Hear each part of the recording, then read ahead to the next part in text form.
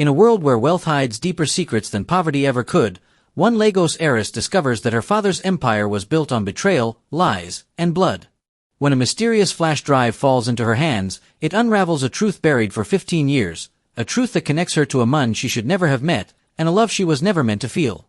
From the golden streets of Banana Island to the dark alleys of Accra, Amarachi and Jason race against time, hunted by men who will kill to keep the past buried. But what happens when the truth they uncover reveals that their father's sins are the very chains binding their destinies together? "Amarachi, we're almost home," said Tiga, her driver. "Don't call it home," she murmured. "It feels like a golden cage." Tiga looked at her through the rearview mirror. "Still, it's better than the rain outside, Ma." Amarachi smiled sadly. "You think so, Tiga? Sometimes I wish I could just walk on the street without everyone staring. Eat suya from the roadside, bargain for tomatoes like a normal person." He chuckled. "If you try that, madam, you'll start trending on social media in 10 minutes. She laughed softly, but the sound faded when her phone buzzed. A message flashed from her father. "Dinner at 8. We have guests. Dress accordingly." She sighed. "Another business dinner," she whispered. "Another set of old men pretending I'm part of their empire." But that night would change everything. The Okonjo mansion glittered like a palace. Chandeliers hung like frozen rain, and servants moved silently, arranging crystal glasses and gold-plated plates. Amarachi descended the staircase in a silk dress, her natural curls pinned with tiny diamonds. At the table sat her father, her mother Lady Franca, and a few foreign men in suits. But one face stood out, a young man with soft brown skin, sharp eyes, and confidence that seemed too calm for the noise around him. Chief Okonjo rose. "Amarachi, meet Jason Williams, CEO of Williams Tech, New York. His company is partnering with us on the new energy project." Jason stood and extended his hand. "Pleasure to meet you, Miss Okonjo." She took his hand. "Please, call me Amarachi." "Then you must call me Jason." Their eyes met. For a second, the entire dining hall disappeared. Lady Franca noticed the spark and frowned slightly. "Jason is American, yes? You're welcome to Nigeria." "Thank you, ma'am," he said politely. "I've been here only 2 days, but Lagos already feels alive, like New York, only louder." Amarachi smiled. "That's because Lagos never sleeps. We call it the city of hustlers." Jason laughed. "Then I guess I'll fit right in." Throughout dinner, Amarachi found herself sneaking glances at him. He was different, not like the arrogant sons of rich men she knew. He spoke with purpose, yet his laughter was easy. When the conversation turned to politics and oil, he asked her what she thought, something few men ever did. Later, when the guests left, Amarachi slipped out to the garden. The night was warm, the air filled with the hum of crickets. Suddenly, she heard footsteps behind her. "Jason, you don't like the parties either, do you?" he asked. She turned, surprised. "How did you know?" "Because you were looking at the stars instead of the people." She chuckled. "You noticed too much for a stranger." "Maybe I'm not a stranger anymore." She looked away, pretending to be uninterested. "You'll be gone soon, back to your tall buildings and yellow taxis." He smiled. "Maybe. But right now, I'm here. Tell me, what does Amarachi Okonjo want most in this world?" Her voice softened. "Freedom." Jason studied her face. "Freedom from what?" "From being what everyone wants me to be." A brief silence passed. Then he said quietly, "You know, in New York, I built everything from nothing. No father's empire. Just hard work. But even I'm not free either, trapped by money, expectations, investors. Maybe freedom is just a dream we both chase." Her heart thudded. For once, someone understood. Days turned into weeks. Jason's work in Lagos made him a regular guest at the mansion. Amarachi found excuses to accidentally be around: morning tea, charity meetings, garden strolls. One afternoon, while Jason was inspecting a solar field project in Lekki, Amarachi appeared in jeans and a baseball cap. "You again," he teased. "Are you stalking me?" "Maybe," she said, smiling. Or maybe I just wanted to see what real work looks like. Jason laughed. Come, let me show you something. He led her to a rooftop overlooking the busy city. Below, yellow buses weaved through traffic. Above, the sky stretched wide and bright. See that, he said. That's the future. Not gold, not oil, but power that comes from light. She stared at him. You really believe one person can change a whole country?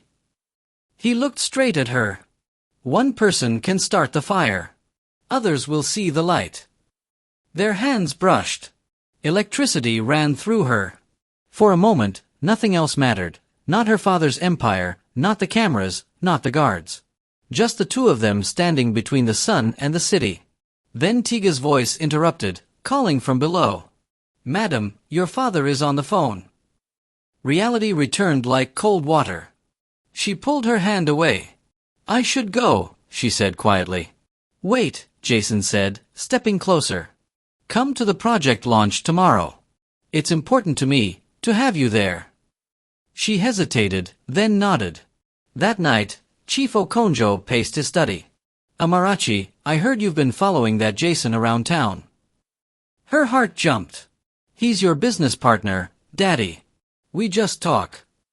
Her father's eyes hardened. Talk?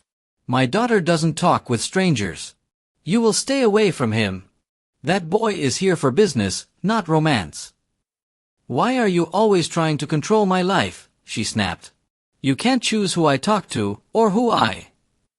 Enough. Chief thundered. You are an Okonjo. Act like one.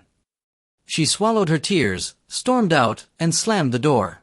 Outside, she whispered to herself, I may be an Okonjo, but I'm also a Amarachi. And I will choose my own story. She didn't know those words would change everything, and lead her into a storm that would test love, loyalty, and power across 2 continents. The first thing Amarachi noticed about New York City was its noise, not just the cars and sirens, but the voices. People talked fast, moved fast, and lived like the world was running out of time. She had seen the city in movies, but seeing it in person felt different, raw, alive, and overwhelming. Her heart thumped as she stepped out of JFK Airport, clutching her small designer suitcase. Nobody knew she was here. Not her parents. Not even Tiga.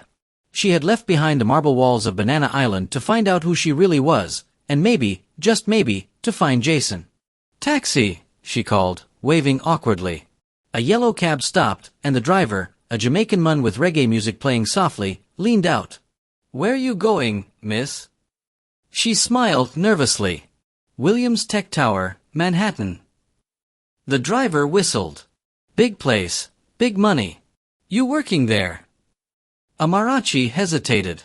Something like that. As the cab raced across the city, skyscrapers rose around her like giants of glass and steel.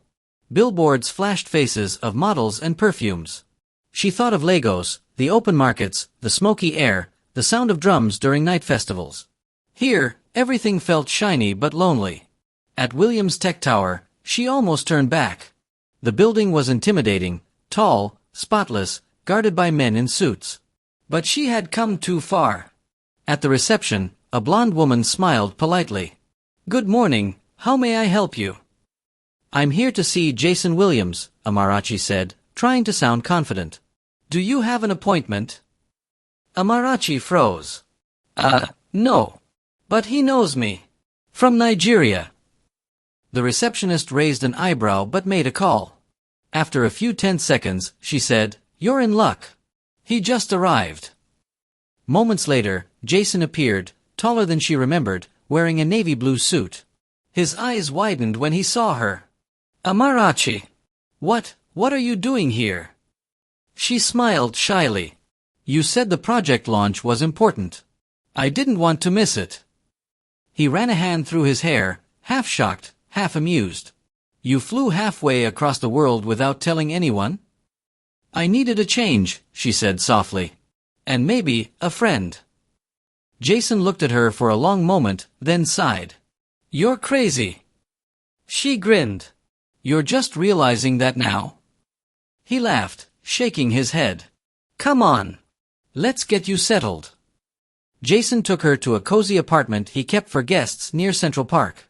It wasn't as large as the Okonjo mansion, but it was warm, filled with books, plants, and the scent of cinnamon coffee.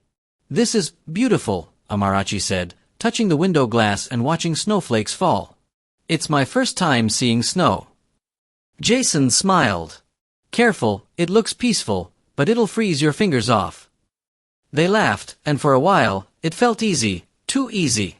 But reality had a way of creeping back.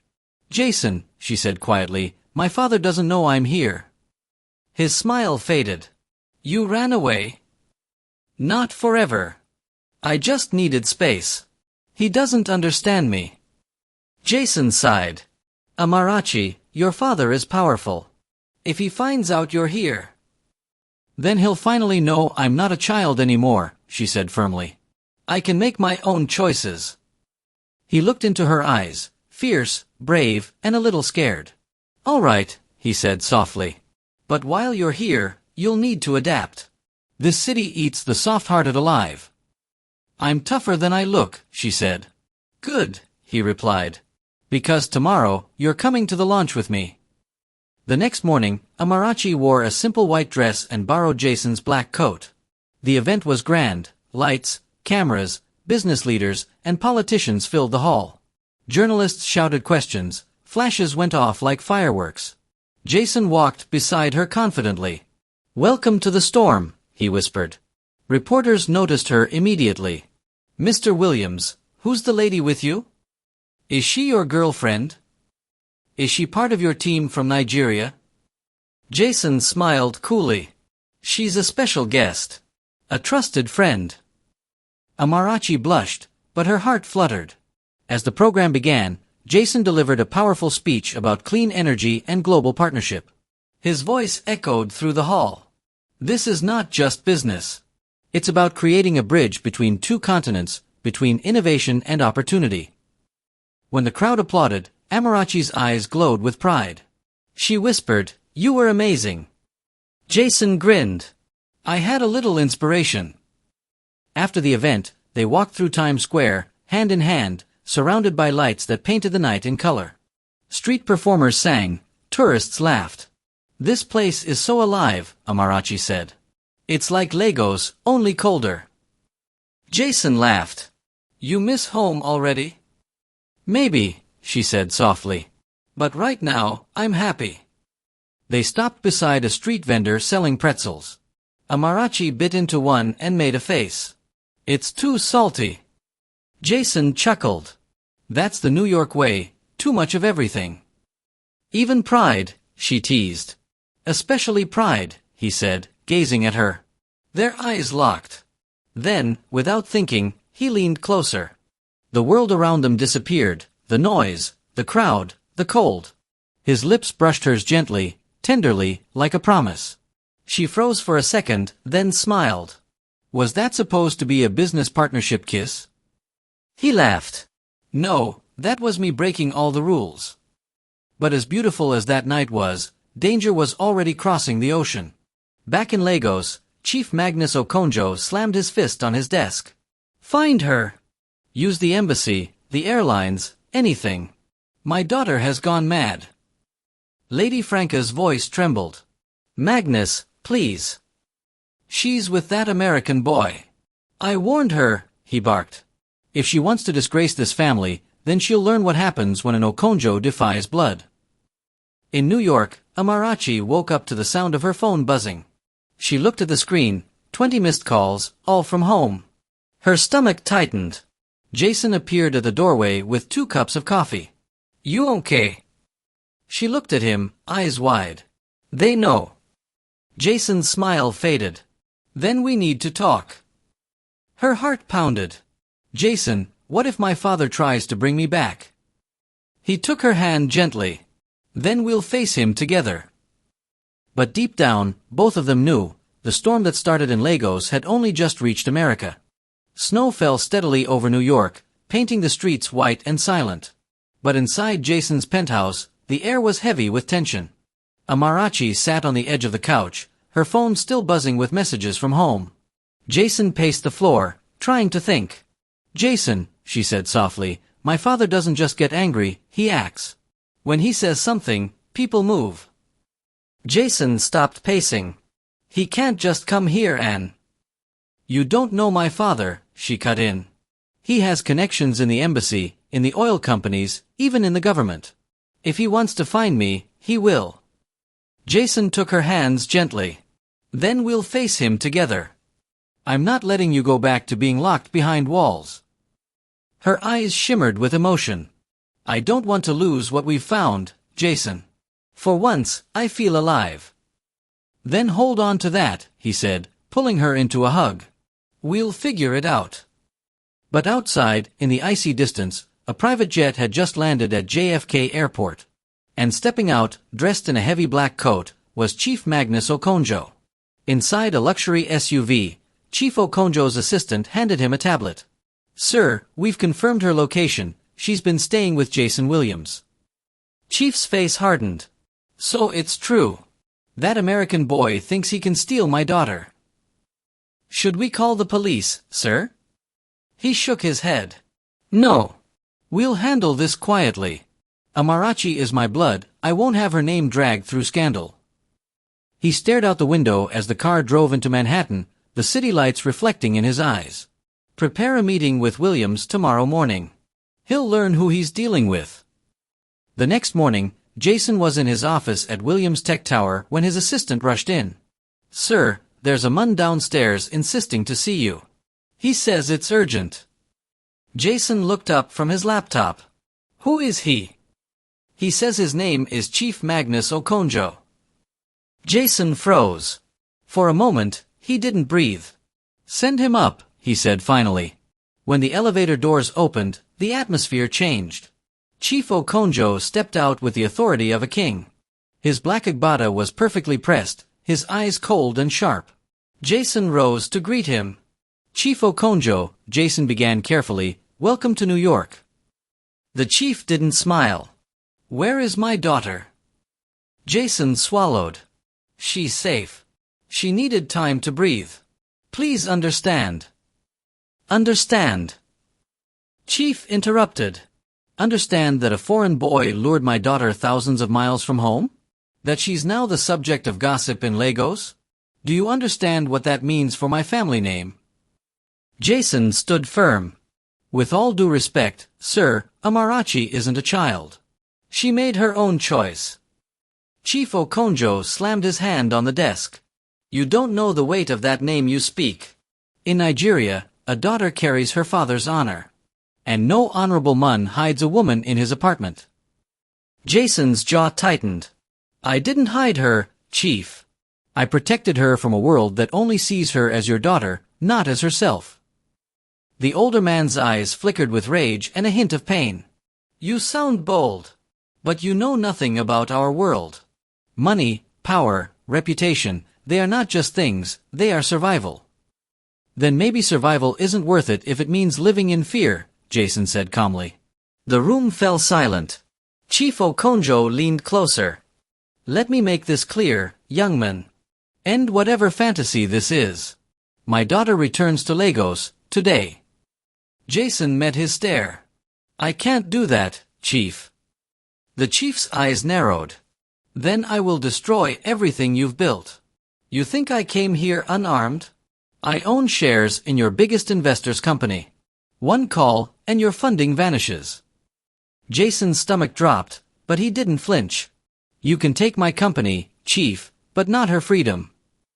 Chief Okonjo stood tall. We'll see. He turned and left the office, his words echoing behind him like thunder. When Jason returned home, Amarachi was waiting anxiously. You saw him, didn't you? She whispered. He nodded. He's here. He's not happy. Her hands trembled.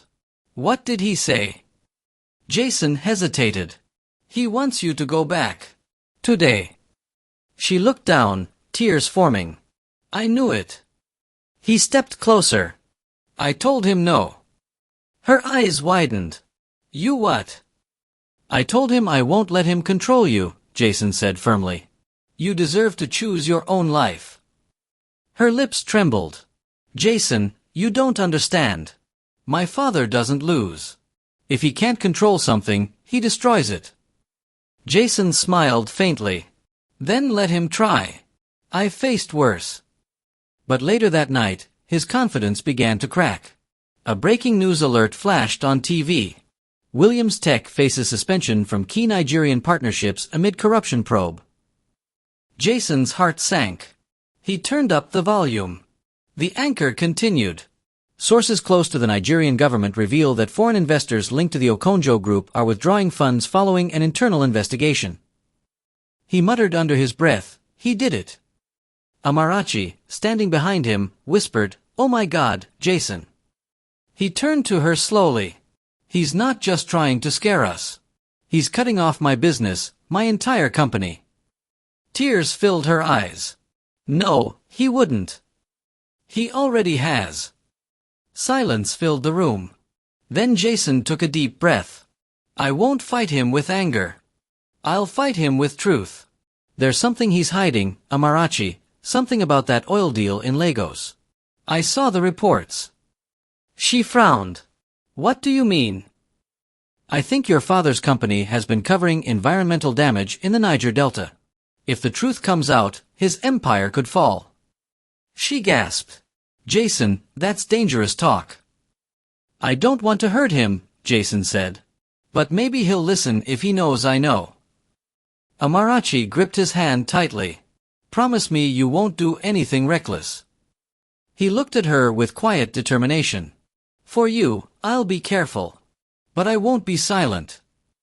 The next morning, Amarachi woke to a message on her phone. It was from her mother. "My daughter, please come home before your father does something neither of you can undo." Amarachi sat frozen, reading the message over and over. Jason walked in with his laptop. "I've been digging through files from the partnership. I found something, a transfer made to one of your father's offshore accounts. It's linked to a missing environmental fund." Her face went pale. "Jason, stop. If you expose this, you'll start a war." He looked up. "Maybe that's what it'll take for the truth to set us free." Before she could answer, the apartment door shook with a hard knock. Jason's eyes narrowed. "Who's that?" He opened the door, and there stood Chief Okonjo, flanked by 2 security men. "Enough hiding," the chief said coldly. "My daughter is coming with me, tonight." Amarachi's voice broke. "Daddy, please." He raised a hand. "You've disobeyed me long enough." Jason stepped between them. "You can't take her by force."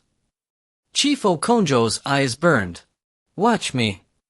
Outside, snow kept falling, white and quiet, while inside, 3 hearts prepared for a storm that would change their lives forever. The wind outside howled against the windows, carrying flakes of snow that drifted like restless ghosts. Inside Jason's penthouse, tension thickened like smoke. Chief Okonjo stood in the doorway, his dark coat glistening with melting snow, his bodyguards waiting behind him like shadows. Amarachi trembled where she stood, eyes darting between her father and Jason. "Daddy, please," she whispered, stepping forward. "You can't just storm into someone's home like this." "This is not a home," the chief barked. "This is a trap. And that man," he pointed sharply at Jason, "is not who you think he is." Jason frowned. "With all due respect, Chief, you're crossing a line." The chief's eyes glowed with fury. "You crossed the line the day you touched my daughter." "Daddy, stop!" Amarachi cried, tears rising. "You're embarrassing yourself." "Embarrassing myself," he growled. "You think you know this man? You think love blinds me, but it is you who cannot see." Jason stepped forward. "Then open my eyes, Chief." "What do you mean?" The old man's lips curled bitterly. "You really don't know, do you?" Jason's confusion deepened. "Know what?" Chief Okonjo took a step closer. "Tell me, Jason Williams, did your mother ever mention Nigeria to you?" Jason's face hardened. "My mother died when I was 15. We never talked much about her past." Chief chuckled coldly. "Of course she didn't. Because if she had, you'd know that she once worked for me." The room fell silent. Amarachi blinked. "What are you saying?" Chief Okonjo's voice dropped low. Jason's mother, Elizabeth Williams, was once my secretary in Lagos, many years ago. She disappeared suddenly, right after a scandal that nearly destroyed my marriage. Jason's voice cracked. That's impossible. My mother was American. She met my father in Houston. Is that what she told you? Chief asked grimly. Go and check your birth records. You'll find she gave birth in Lagos, not Houston. Jason's jaw clenched. You're lying. Chief Okonjo's eyes burned. I wish I was. Amarachi covered her mouth, her heart pounding. Daddy, what are you implying? The chief turned to her slowly, his voice shaking now, the weight of memory in every word. I'm saying that this man you call your lover might share your blood. The words hit like thunder. Amarachi gasped, staggering backward. Jason's heart froze in his chest. No, he whispered. No, that can't be true. Ask your mother, Chief said sharply. Ask her why she disappeared. Ask her who paid for her silence. Amarachi shook her head wildly. Daddy, stop this. You're trying to destroy everything because you hate that I love him. The chief slammed his hand on the table. I'm trying to save you, Amarachi. Jason's voice trembled, but he met the chief's eyes. If this is true, prove it. Chief Okonjo turned to one of his men. Bring the file. The man stepped forward and handed Jason a brown folder. Inside were old photos, a young Elizabeth Williams standing in front of a Lagos office building, smiling beside a much younger Chief Okonjo. Behind them, the company logo, Okonjo Oil and Gas Ltd. Jason's fingers shook. That's my mother.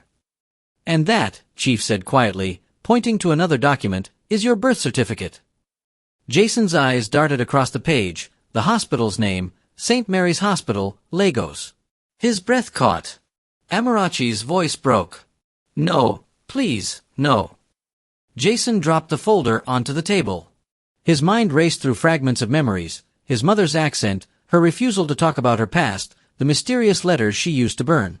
He looked at Chief Okonjo, voice raw. So what are you saying? That I'm your son? The chief's silence was answer enough. Amarachi burst into tears. This can't be happening. Jason stared at her helplessly. Amara, I swear to you, I didn't know. I had no idea. She turned away, shaking. I don't even know what's real anymore.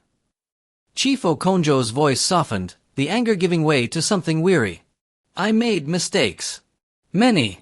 Your mother was a good woman, Jason. I was weak, and she left to protect herself, and you. I didn't even know she'd kept the child. Jason's face twisted with disbelief. You abandoned her? I thought she was gone for good, Chief said, his voice breaking for the first time. By the time I realized what she'd done, it was too late. For a long moment, no one spoke.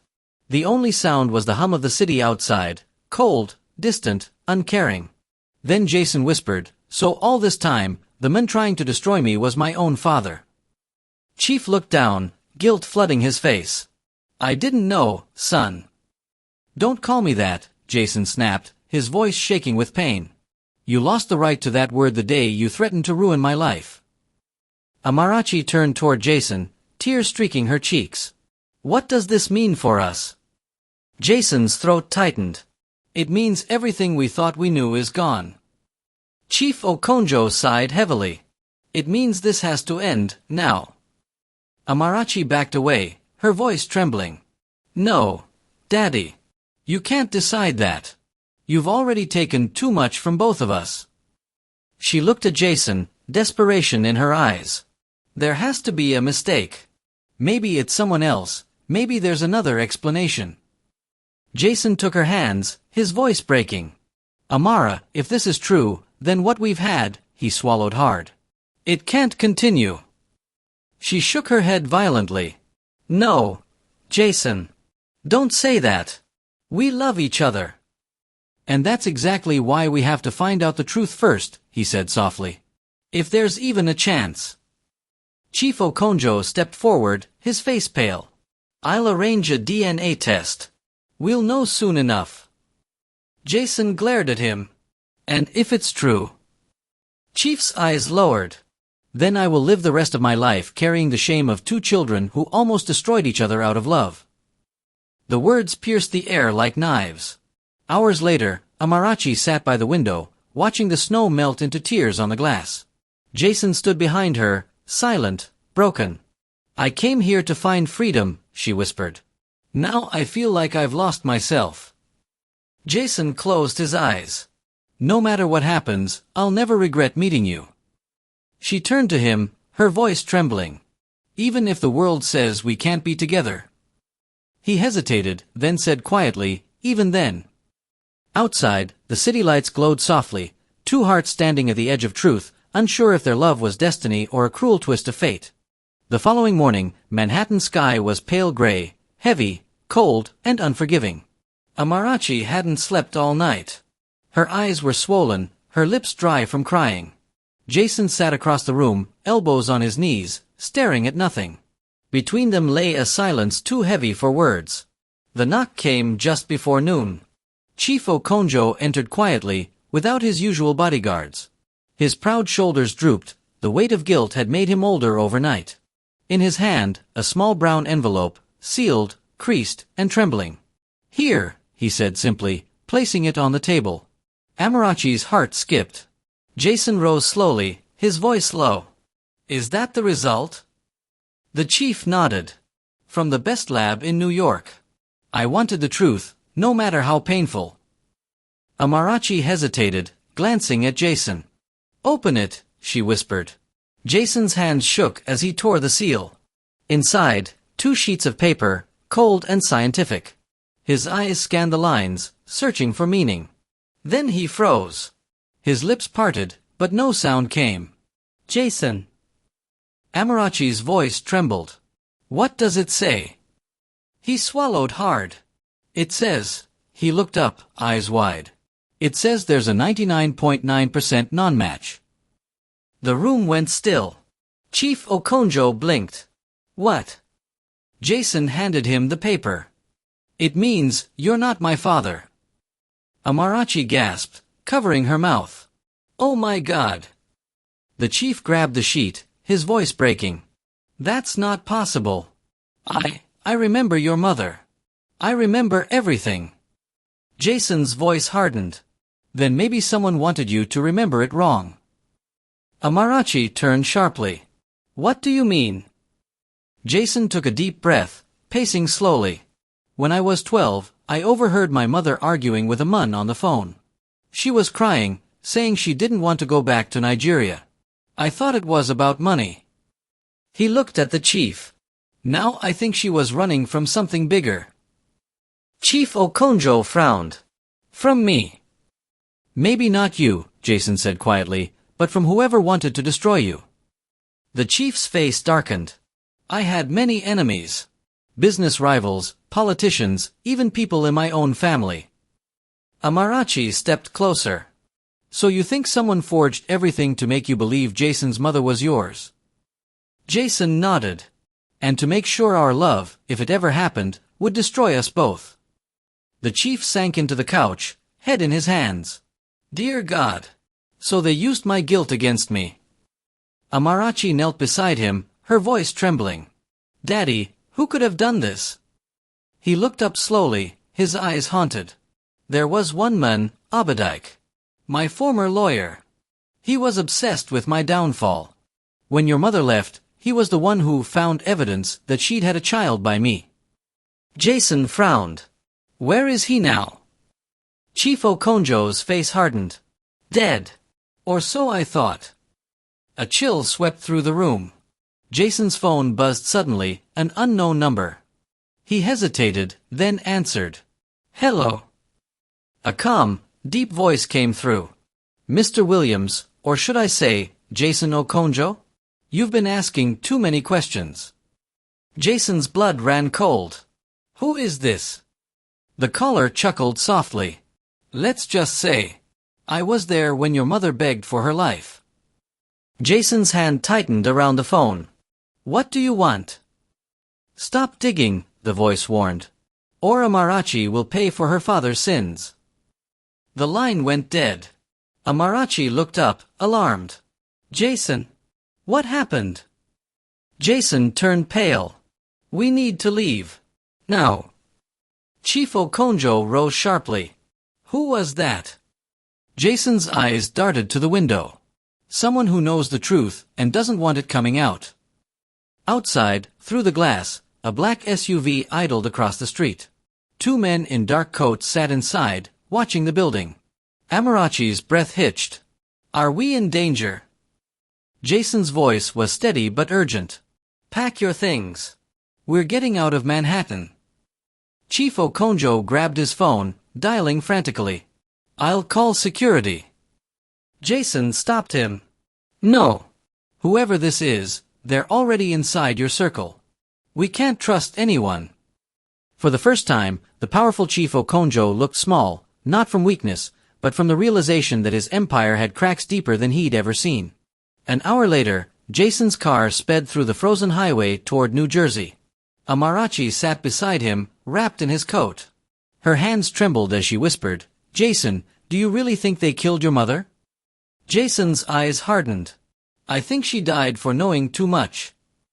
"Then we can't stop," Amarachi said softly. "We have to find who did this." Jason looked at her, a flicker of determination returning. "You're not afraid?" "I'm Nigerian," she said with a weak smile. "We don't run from truth." He couldn't help but smile, even through the chaos. "You sound like your father." "Maybe I do," she murmured, "but unlike him, I won't let fear steal what I love." Jason reached over, taking her hand. "Then we fight together." Meanwhile, back in Lagos, Chief Okonjo stood by his window, staring out at the evening sky. The city buzzed with horns and voices, but his heart was silent. His old friend, Inspector Bamidele, stood beside him. "You think this Abadike might still be alive?" "I know he is," the chief said bitterly. "He always said he'd take everything from me, not with guns, but with truths that look like lies." Bamidele nodded slowly. "Then you'd better be ready, because if this boy and your daughter are in danger, Lagos will burn before I let them fall." Chief Okonjo sighed deeply. "Then we prepare. The sins of the past are coming home, and this time, I'll face them like a man." He looked down at his shaking hands and whispered, "Elizabeth, forgive me. For everything." As night fell over New Jersey, Jason and Amarachi found shelter in a quiet motel. The neon lights flickered against the walls. Jason sat on the bed, staring at his phone, the unknown number still glowing on the screen. Amarachi placed her hand over his. "We'll find him. The man behind this." Jason nodded slowly. "And when we do, we'll find out who my real father is, and why he wanted us destroyed." Outside, thunder rolled across the sky, a warning, a promise, and a beginning.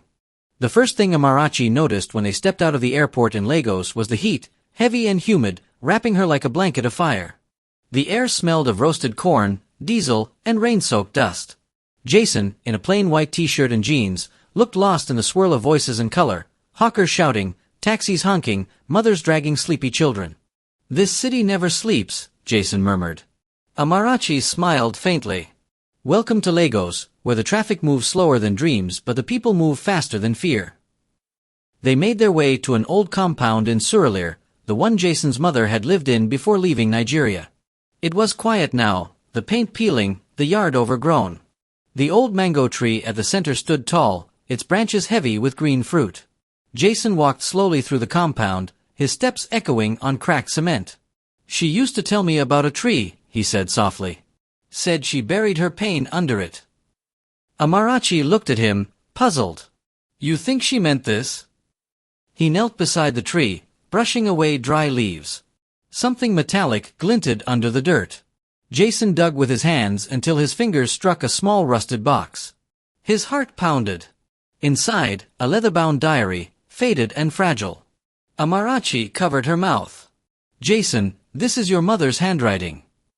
He opened the first page carefully. The words were shaky but clear. "April 9th, 1995, if anything happens to me, let the truth find its way home. They will lie. They will say I was his mistress, but I was never his lover. I was only his witness. Jason's eyes widened. Witness to what? He flipped further. They wanted me to forge signatures for land deals, government property sold through Okonjo oil.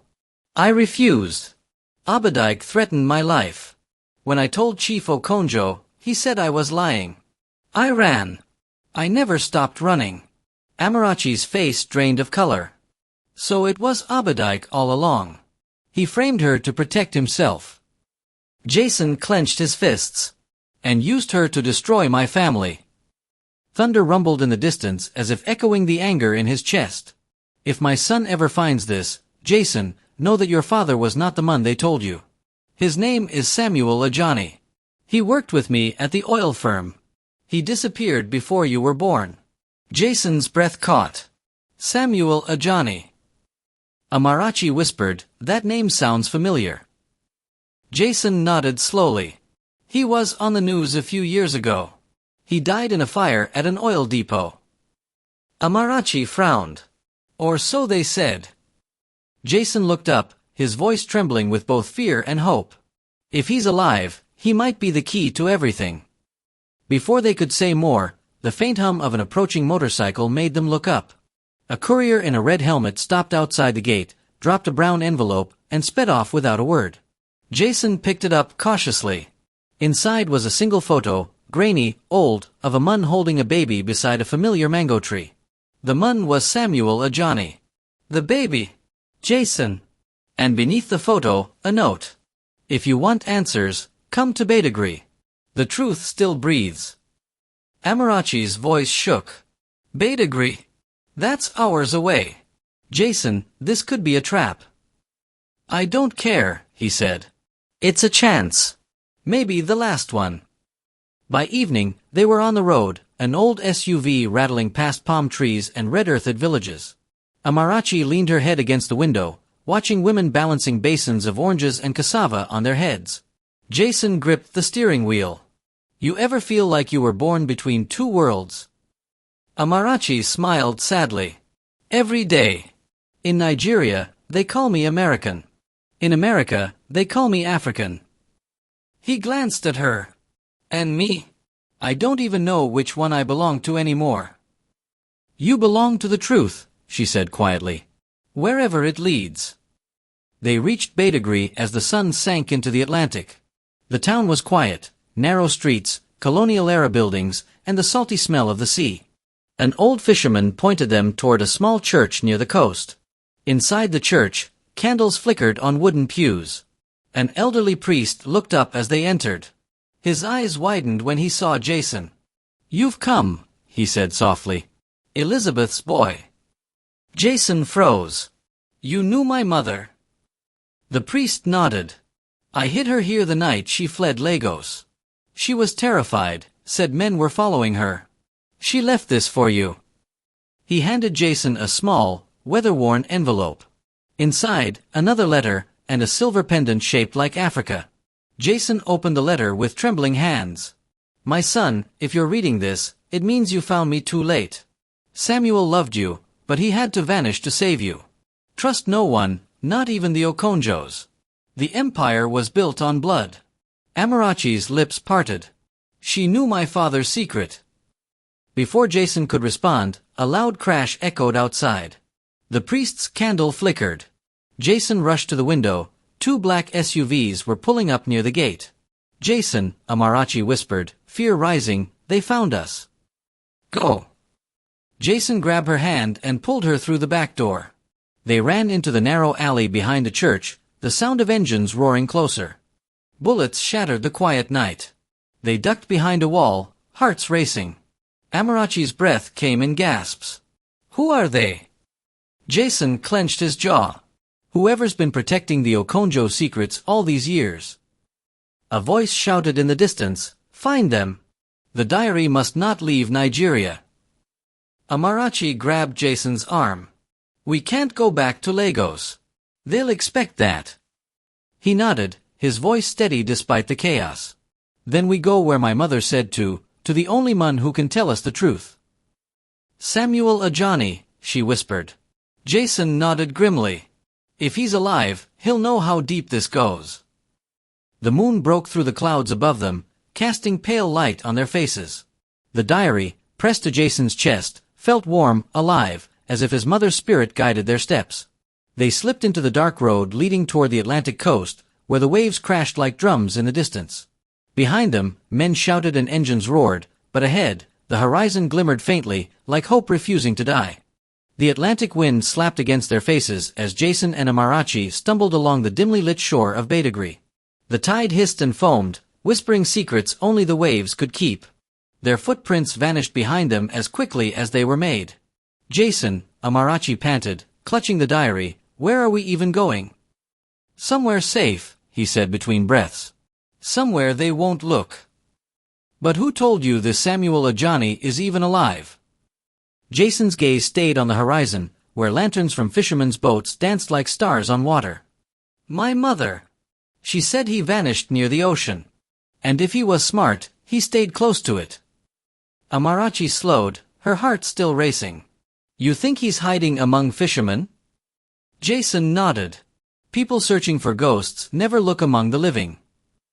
A voice came from behind them, low and rough. "And what ghosts are you two looking for at this hour?" They turned sharply. An old man stood there, dark-skinned, wiry, with a salt and pepper beard and eyes that gleamed like the sea under moonlight. He leaned on a fishing spear, watching them curiously. Jason swallowed. "We're looking for someone named Samuel Ajani." The man's smile faded instantly. His hand tightened on the spear. "Who sent you?" "No one," Amarachi said quickly. "We found his name in a diary. He was connected to Elizabeth Williams, Jason's mother." The old man's face softened at the mention of her name. "Elizabeth," he whispered. "So you are her son?" Jason blinked. "You knew her?" "I did," the man said. "Before everything burned." Amarachi stepped forward. "Then please, help us. We're being hunted." He studied them for a moment, then motioned for them to follow. "Come. The tide is rising. You don't want to be caught here when it comes in." They followed him through a narrow path flanked by mangroves until they reached a small hut made of bamboo and driftwood. Inside, a kerosene lamp flickered, casting golden light on old fishing nets and bottles of palm oil. The man poured water into a calabash and handed it to Amarachi. "Drink. You both look like you've been chased by spirits." Jason hesitated. "Who are you?" The man smiled faintly. "People call me Baba Ayo. I was Samuel Ajani's closest friend." Jason's pulse quickened. "Then tell me, is he alive?" Baba Ayo sighed deeply, sitting on an old stool. "Alive? That depends on what you mean by alive." Amarachi frowned. "Please, we need answers." The old man nodded slowly. "Then listen. 20 years ago, Samuel Ajani worked under Chief Okonjo. He discovered that Okonjo's lawyer, Abadike, was stealing oil money through fake land titles. Samuel gathered evidence, but before he could expose them, the depot fire happened. Everyone thought he died. Jason leaned forward. "But he didn't." "No," Baba Ayo said. "He escaped. Burned, wounded, but alive. He came to me here. Told me Elizabeth was pregnant and that she had to leave Nigeria. He gave me something, said if anyone came one day asking, I should give it to them." He stood and walked to a wooden chest. From inside, he pulled out a sealed glass jar wrapped in cloth. Inside was a small waterproof flash drive. Jason stared. "That's it." "This," Baba Ayo said, placing it in Jason's palm, "is the evidence Samuel died to protect. It holds documents, recordings, and names. Men who built their empires on blood and corruption. Including Abadike and maybe your grandfather himself." Amarachi gasped. "My father." Baba Ayo nodded gravely. Even a great man can be buried under dirty secrets he didn't see coming. Jason clenched his jaw. "If this is real, it could clear my mother's name and destroy everyone who tried to silence her." Baba Ayo's expression turned serious. "That's why you must be careful. The people behind this, they control more than oil. They control truth itself. Outside, thunder rolled across the sky. The wind picked up, rattling the hut. Amarachi shivered. Jason, we can't stay here tonight. If they trace us. Before she could finish, the rumble of engines echoed in the distance. Headlights flashed through the trees. Baba Io's face darkened. They've found you. Jason grabbed the diary and the flash drive. Is there another way out? The old man nodded toward the back. There's a boat behind the hut. Follow the river, it leads to the open sea. Once you're out there, they can't follow easily. He handed Jason a small compass. Head west until you see a white lighthouse. There's a safe house there. Tell them Baba Io sent you. Jason gripped his hand. Thank you. The old man smiled faintly. Go. And tell Samuel, if he's still walking this earth, that Io never forgot. Gunshots cracked through the air as Jason and Amarachi sprinted toward the back. The night exploded with chaos, men shouting, flashlights cutting through the dark. Jason shoved the boat into the water, helping Amarachi climb in. Bullets splashed around them as he pushed off and jumped inside. The engine coughed, then roared to life. Hold on, he shouted, steering the boat down the narrow river. The jungle whipped past them in a blur of green shadows. The roar of the engine mixed with the cries of the men behind them. Amarachi clung to him, her hair flying in the wind. Jason, they're gaining. He gritted his teeth. Not for long. He turned sharply into a wider channel. Ahead, the Atlantic spread like a black mirror beneath the moon. Waves crashed violently, but Jason didn't slow. Suddenly, a bullet whizzed past his ear, grazing his cheek. Amarachi screamed. Jason, you're bleeding. I'm fine, he said through clenched teeth. We're almost there. Behind them, one of the pursuers' boats hit a hidden rock and exploded into flames. The shock wave rocked their boat, spraying seawater into the air. Amarachi gasped. Oh my God! Jason kept his eyes on the horizon. Hang on! The lighthouse appeared, faint and flickering, but real. He pushed the throttle, heart pounding as the boat sliced through the waves. Then, from nowhere, a massive wave surged, tossing them sideways. The diary flew from Amarachi's hands into the sea. No! She screamed, reaching over the edge. Jason grabbed her wrist. Leave it! You'll drown! Tears streamed down her face. That diary is your mother's truth. I have the flash drive, he said. That's enough. The wave crashed again, drenching them both. The lighthouse grew closer, a tall white tower against the black sky. Jason steered toward a small dock at its base. The moment the boat hit wood, he jumped out, pulling Amarachi onto the platform. They collapsed against the railing, gasping for breath. For a long moment, the world was only wind, waves, and the smell of salt and smoke. Amarachi looked up, her face streaked with tears. Jason, we survived. He smiled faintly. For now. She leaned against him, trembling. Your mother's truth, it's still alive. Jason looked down at the flash drive, water glistening on the glass jar. And tomorrow, he whispered, the world will finally hear it. The lighthouse beam swept over them, two figures standing on the edge of the world, soaked, wounded, but unbroken. Behind them, far across the sea, a faint explosion lit the night sky, the last trace of Baba Io's hut. Amarachi closed her eyes. He sacrificed himself. Jason's voice was low. So we could finish what they started. The sea roared, the light turned, and their shadows stretched long, toward a future that was no longer safe but finally true.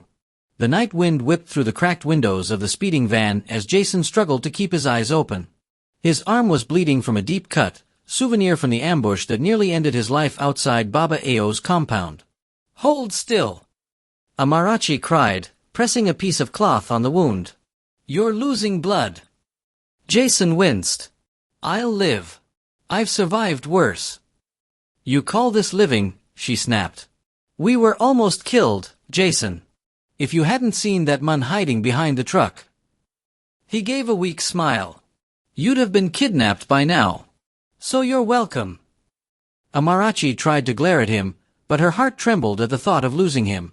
Everything had spiraled since they met Baba Ao, the old seer in the outskirts of Lagos who had handed them the flash drive, the one that now sat in Amarachi's trembling hands. She glanced at it again. You think this really contains what Baba Ao said? Jason nodded weakly. He said it holds the truth, how your father's lawyer, Abadike, almost duped Chief Magnus Okonjo, and how it all ties to my father, Samuel Ajani. Amarachi took a deep breath. I still can't believe you're his son. Jason's eyes softened. I didn't know either, until Baba Ao said it. My mother, Elizabeth Ajani, left Nigeria when I was a boy. She never told me who my father was, only that he worked with a powerful man who betrayed him. I thought she was being dramatic, until now. The van rattled over a pothole. Amarachi's thoughts swirled, her father, the flash drive, the mysterious fire at the oil depot 15 years ago. Jason, she said quietly, if your father is really alive, and if my father betrayed him, what does that make us? He looked at her, pained but steady. It makes us the children of men who built empires on lies. But we don't have to repeat their story. They reached Kotoka International Airport by dawn. Jason, still pale but determined, led Amarachi through the small crowd of travelers. Did you manage to open the flash drive? She asked. Not yet, he replied. But I cracked part of it last night before the attack. It had documents, contracts signed between Chief Nwokari and your father's lawyer, Abadike. They planned to sell fake shares of the oil company to Chief Okonjo, then blame Ajani when it went wrong. But something went wrong at the depot, a fire. And Samuel Ajani got caught in it, Amarachi murmured. But he didn't die. Jason nodded. He escaped, badly injured, and vanished. Everyone thought he was dead, but Baba Ao said he fled to Ghana, living under a fake name. Amarachi looked out the window as their flight taxied down the runway. Her heart was racing. Then that's where we're going, to find him. The streets of Accra shimmered in the afternoon sun when they arrived. This time, Jason had help, a Ghanaian friend named Kwame, a quiet computer engineer with sharp instincts. Kwame greeted them warmly. Welcome, my friends. The man you seek. I may know where he hides. He led them through narrow alleys toward the Tima coastal area, where fishermen's shouts mixed with the crash of waves. The air smelled of salt and diesel. Kwame stopped near an old wooden house. He lives there. Name's Mr. Ajay now. Keeps to himself. Fixes radios for a living. Jason's pulse quickened. Ajay. Ajani, it's too close to be coincidence. Amarachi placed a hand on his arm. Let me talk to him first. If he sees you, he might run. Jason hesitated, then nodded. I'll wait here. Amarachi walked to the small house. The door creaked open slightly. Inside, an old man sat at a table, soldering a broken transistor radio. His hands trembled from years of burns. Excuse me, sir, she said softly. Are you Mr. Ajay? He looked up, startled. His eyes, deep, intelligent, and wary, searched hers. Who wants to know? My name is Amarachi Okonjo, she said gently. The name struck him like lightning. His soldering iron fell from his hand. Okonjo, he whispered. Why would you come here? Because I need to know the truth, she said. About the fire. About the betrayal. He stood slowly, his voice trembling with anger and sorrow. Your father ruined me. I trusted him. I gave him everything. And when I discovered Abadike's fraud, I confronted them. That same night, the depot exploded. They thought I died in it. Tears filled Amarachi's eyes. He said it was an accident. Ajani gave a hollow laugh. Accident? No. Your father paid someone to silence me. But God gave me another chance. I ran. Changed my name. Left everything behind, even my son. Amarachi swallowed hard. Your son. Jason. The old man froze. What did you say? He's alive, sir, she said softly. He's here. He's been searching for you. A long silence filled the room. Then, with trembling hands, Ajani whispered, Jason, my boy. Outside, Jason waited nervously until Amarachi waved him in. When he stepped through the door, the air grew thick with emotion. Samuel Ajani's eyes widened. The boy he thought he'd never see again was standing before him, taller, stronger, and carrying the face of the woman he once loved. Jason's voice broke. "Dad." Ajani's knees gave way as tears rolled down his scarred cheeks. "My son." Jason rushed forward, helping him to his feet. They held each other, shaking, years of silence melting into one painful, beautiful moment. "I thought you were dead," Jason whispered. "I was dead," Ajani replied softly. "Until now." Amarachi turned away, unable to stop her own tears. After a long silence, Ajani spoke again. "There's more you must know. The flash drive Baba Ao gave you, it doesn't just expose Abadike. It reveals a deeper truth." He reached for a locked metal box under the table and pulled out a sealed envelope. "In here," he said, "are the documents that prove Chief Mokari forged several deals in America under a fake company name, one connected to Ethan Knight's late father. They were partners once, but something happened between them too." Jason frowned. "Wait, Ethan's father?" Ajani nodded. "The circle of betrayal is wider than you think. And now, the children are paying for the sins of their fathers." Amarachi's heart sank. "So Ethan and I." Ajani's eyes darkened. "You two are caught in the middle of a war your father started. But maybe you can end it if you're brave enough to face the truth." Outside, thunder rumbled over the Ghanaian coast. The storm was coming. Jason looked at Amarachi, his voice steady despite the chaos. "We've come this far. We can't turn back now." She nodded slowly. "Then we'll finish what they started, and this time, we'll do it with truth." And so, as the truth begins to crawl out from the ashes of power and pride, one question remains: how far would you go to uncover the lies your family built its name upon? The storm is just beginning, and Amarachi's next decision could destroy everything she's ever known, or finally set her free. Tell us in the comments, where are you watching from? Nigeria, Ghana, America, Kenya. Let's see which country is showing the most love tonight. Don't forget to like, subscribe, and turn on notifications, because the next chapter will shake your heart and your screen.